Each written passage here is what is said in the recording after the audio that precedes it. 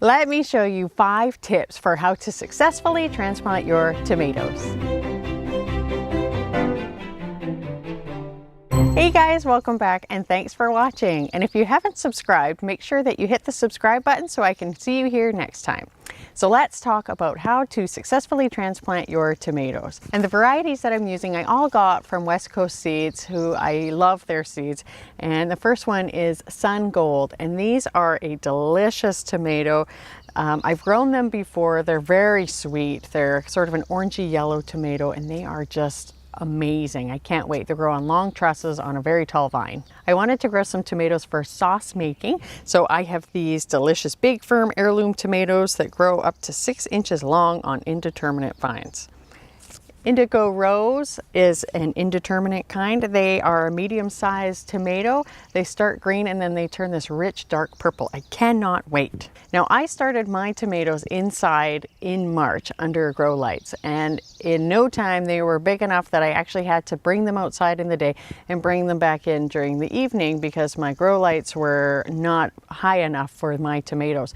So this was my gradual hardening off process. And now to harden off your plants, you need to bring them out for about an hour at a time, increasing it every day.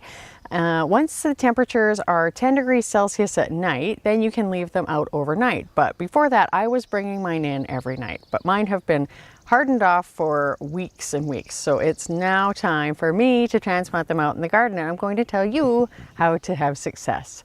So number 1 is that you want to ensure that you're choosing the right pot.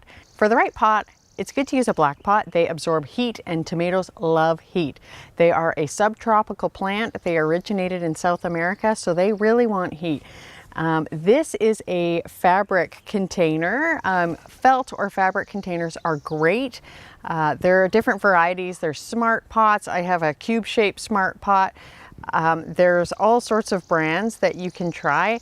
These are good because they allow the plants to air prune. So what that means is the plant is growing and air and water are moving through the sides of this container very easily, and that causes the roots, when they get to the side of the plant and air hits them, they stop growing. So they air prune, and that causes more roots to grow. So that is, there are plenty of roots and they are sucking up the nutrients.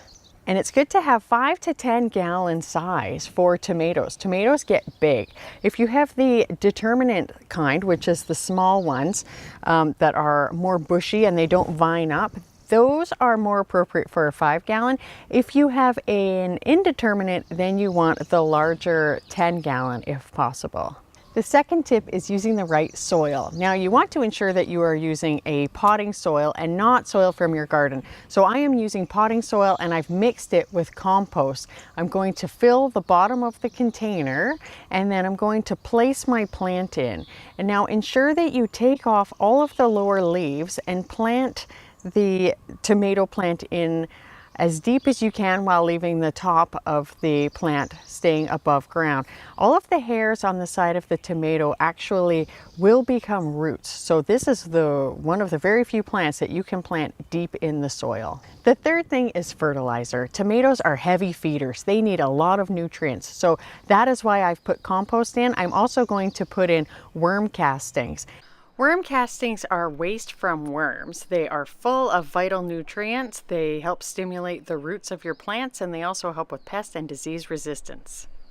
I like to top dress with compost and worm castings every 2 weeks. The fourth thing is location. Make sure that you are putting your tomatoes in full sun. Tomatoes need sun. As I discussed before, they are a subtropical plant. They want that heat. And if they are an indeterminate tomato, the vining kind, they will need some kind of trellis or stake to climb up. And the fifth thing is making sure that you are watering properly. Tomatoes can be susceptible to a problem called blossom end rot. Now, this is a calcium deficiency, but really it's because the calcium can't be taken up into the plant because of watering issues. It can be caused from a period of drought and then a period of a lot of water, and that just causes the end of the tomato fruit to rot because they can't take up the calcium. So ensure that your plants are getting an even amount of moisture. You don't want to overwater them, you don't want to underwater them. So just make sure that the soil a couple of inches beneath the surface is always damp. So this little cutie's done. Let me know what kind of tomatoes you're growing in the comment section below, and if you're not, what's your favorite kind of tomato? Thanks for watching and happy gardening.